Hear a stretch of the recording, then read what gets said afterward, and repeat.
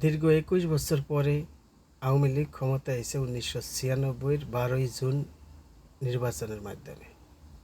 তো যাই হোক, ১৯৯৩ সালে মেয়র হানিফ ভাই বলেছিল যশোর একটা নির্বাচনে যে আমরা এমন কোনো কাজ করব, এমনভাবে কাজ করব, আমরা কোনো দিন আর ভোট চাইতে আসবো না।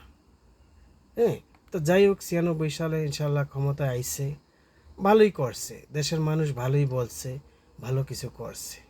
তো যাই হোক, আওয়ামী লীগের ২০০১ সালের নির্বাচনে শাহাবুদ্দিন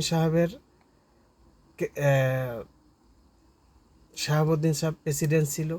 ওই সময় ইলেকশনে যে কোনোভাবেই হোক আওয়ামী লীগ ক্ষমতা আসতে পারে নাই।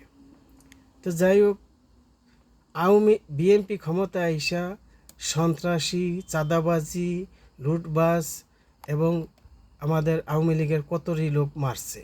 Ahsanullah master, S M Kibria, এরপরে শতে হাজার হাজার কর্মী মারছে এবং ২১শে আগস্ট গ্রেনেড হামলা ঘটাইছে। তো যাই হোক, এরপরে হাওয়া ভবনে চাঁদাবাজি, ভিক্ষুক, রিক্সাওয়ালা, বাস স্ট্যান্ড, সমস্ত জায়গা দখল করে তারা চাঁদাবাজি করছে। তো যাই হোক, ওনারা যে কোনোভাবেই হোক আবার ক্ষমতা থেকে তাদেরকে চলে যাইতে হয়েছে। তো আমরা তো আশা করছি যে আওয়ামী লীগ আসবো, ২০০৮ সালে ক্ষমতা আইছে, যাক ৫ বছর ভালোই চালাইছে, কিন্তু আওয়ামী লীগ এরপরে যা শুরু করছে এটা তো আর সবাই দেখতেছে। আজকে আমাদের কর্মের ফল আর কি এটা। তো আমরা কর্মের ফল